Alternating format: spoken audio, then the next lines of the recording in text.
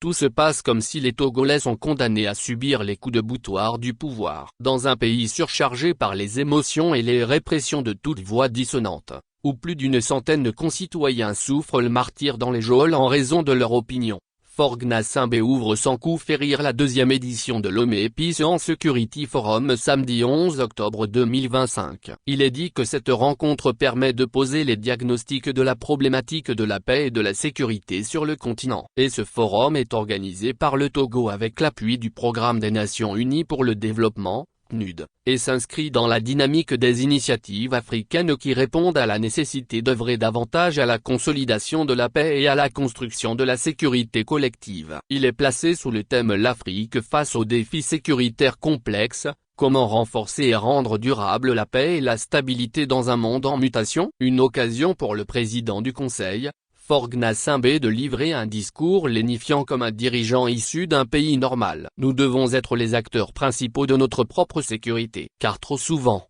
notre continent a été considéré comme un théâtre pour des rivalités extérieures. Nos problèmes ont été analysés depuis d'autres capitales, et des solutions ont été décidées et imposées depuis d'autres enceintes. Mais le monde change, et ce modèle est révolu. L'avenir de la sécurité africaine se jouera d'abord ici, sur notre continent, avance-t-il dans son costume de la nouvelle version du panafricanisme frelaté.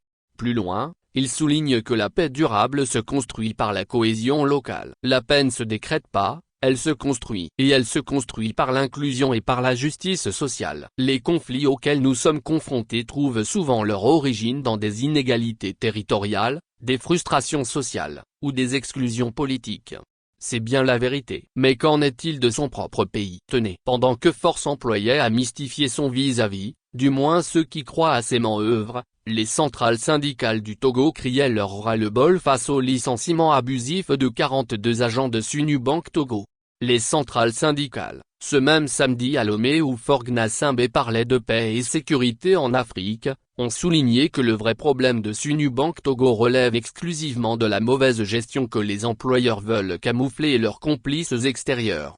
Ainsi, face à cette situation, à l'unanimité, les centrales syndicales du Togo se sont indignées de ce licenciement abusif et discriminatoire des travailleurs à Sunu-Bank Togo. À l'occasion, elles ont dénoncé le fait que ce sont les travailleurs qui en définitive paient le prix d'une mauvaise gestion dont ils ne sont pas responsables. Voilà une injustice flagrante qui pète au nez et au visage de Faure Gnassingbé qui est devenu par ailleurs le nouveau ministre de la fonction publique, du travail et du dialogue social à la suite de son ami et proche Gilbert Bavara accusé d'être de connivence avec les dirigeants de Sunu-Bank Togo pour la misère de ses employés.